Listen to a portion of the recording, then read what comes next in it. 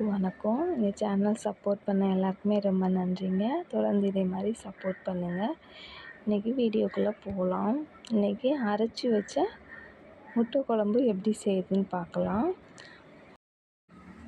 ஒரு பாத்திரத்தை வச்சுக்கணும். வச்சு எண்ணெய் நல்லா சூடாகணும்.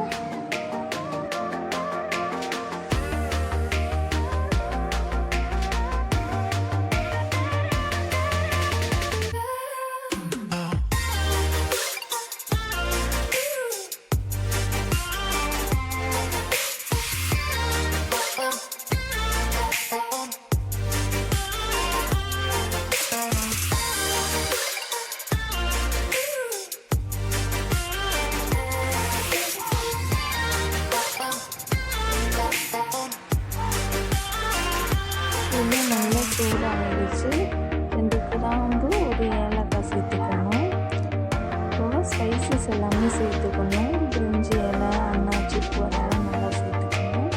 இதெல்லாம் நல்லா வதங்கணும்.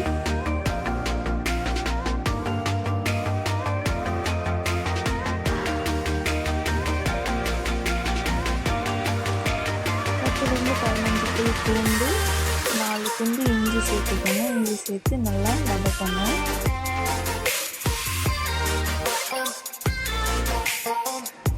சோம்பு, சீரகம், மிளகு இது சேர்த்துட்டு இது நல்லா வதக்கணும். எல்லாமே நல்லா வதங்கினது. மீடியம் சைஸ் பெரிய வெங்காயம் சேர்த்து நல்லா வதக்கணும்.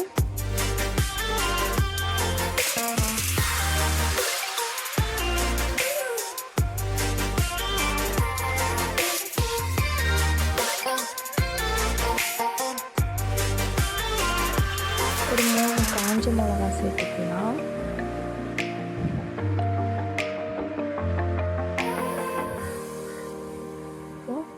வெங்காயம் மட்டும் வதங்குற அளவுக்கு உப்பு சேர்க்கணும். வெங்காயம் நல்லா வதங்கணும்.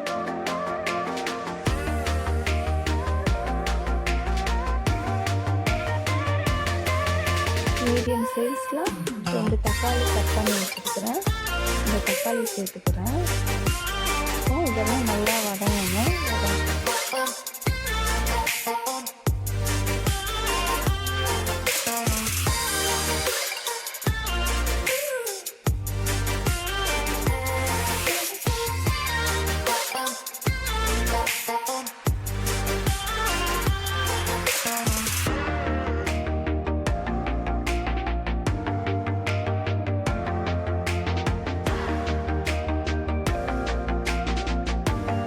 ஸ்டேஜில் 2 ஸ்பூன் மஞ்சள் பொடி, வீட்டு குழம்பு மிளகாய் பொடி, வீட்டிலே அரைச்ச கரம் மசாலா இதை சேர்த்துக்கிட்டு நல்லா கரைக்கணும்.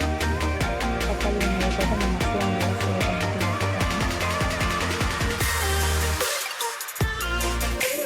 ஸ்டவ் ஆஃப் பண்ணிக்கிட்டு நல்லா ஆற வைக்கணும். சூடெல்லாம் நல்லா போனது ஒரு மிக்ஸி பவுலில் இதை நம்ம சேர்த்துக்கணும். சேர்த்து நல்லா கொரப்பாக அரைச்சி எடுத்துக்கணும்.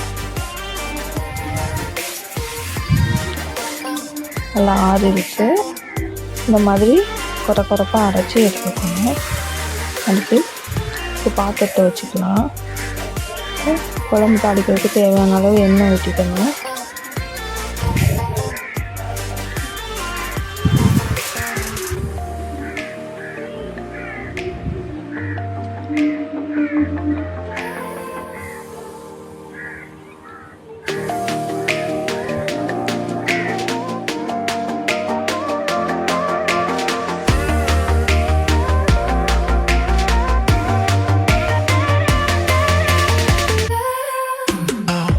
எண்ணெய் நல்லா சூடாகிடுச்சு.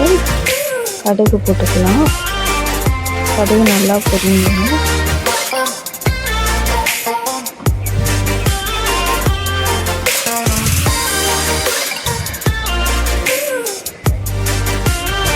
கருவேப்பிலை,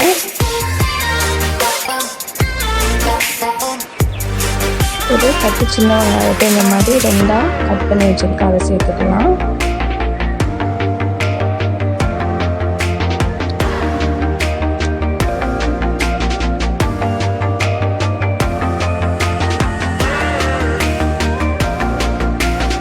சின்ன வெங்காயம் நல்லா வதங்கணும். அரைச்சி வச்ச பேஸ்ட்டை இப்போ நம்ம சேர்த்துக்கலாம். மிக்ஸி ஜாரில் தண்ணி ஊற்றி நல்லா கழுவி குழம்பு நம்மளுக்கு எவ்வளோ தேவையோ அதுக்கு ஏற்ற அளவுக்கு தண்ணி சேர்த்து ஆட் பண்ணிக்கலாம். ரொம்ப டேஸ்ட்டாக இருக்கும். கண்டிப்பாக ட்ரை பண்ணி பாருங்கள். ரொம்ப ஈஸியான மெத்தட் தான்.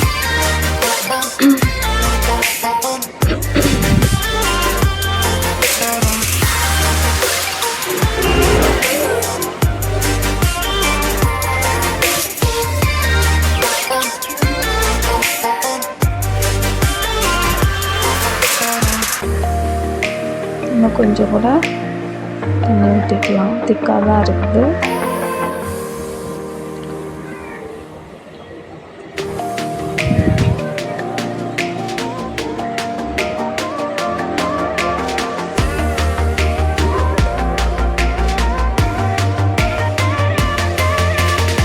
குழம்புக்கு தேவையான அளவு சால்ட்டு சேர்க்கணும்.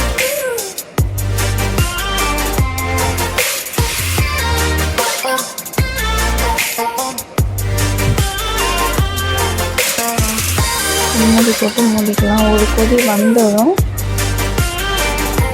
பார்க்கலாம். குழம்பு நல்லா கொதிச்சிருச்சு. அடுப்பை சிம்மில் வச்சுக்கணும். அடுப்பை சிம்மில் வச்சுட்டு முட்டையை உடச்சி ஊற்றணும்.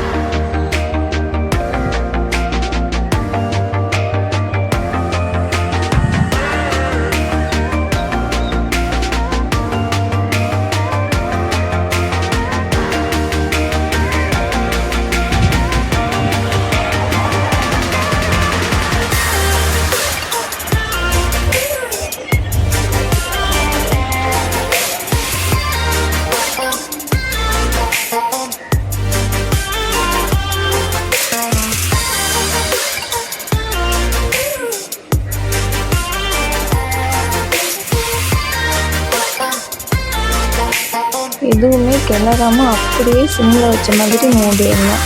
ஒரு 5 to 7 minutes போதும். அப்புறம் எடுத்து பார்த்தோம்னா இந்த மாதிரி முட்டைலாம் நல்லா வெந்திருக்கும். உடையாமல் நல்லா இருக்கும். அப்படின்னாலே தெரியும். இப்போ சூப்பரான அரைச்சி வச்ச முட்டை குழம்பு ரெடி. சாப்பிட்றதுக்கு டேஸ்ட்டாக இருக்கும். தோசைக்கு, சப்பாத்திக்கு, சாதத்துக்கு வச்சு சாப்பிட்லாம். கடைசியாக மல்லி இலை தூவி இறக்கிக்கலாம். கண்டிப்பாக இந்த வீடியோ உங்களுக்கு பிடிச்சிருக்குன்னு நினைக்கிறேன். தொடர்ந்து இதே மாதிரி சப்போர்ட் பண்ணுங்கள். அடுத்து நெக்ஸ்ட் ஒரு சூப்பரான வீடியோவில் பார்க்குறேன். தேங்க்யூ. இதே மாதிரி தொடர்ந்து சப்போர்ட் பண்ணுங்கள். சப்ஸ்கிரைப் பண்ணுங்கள்.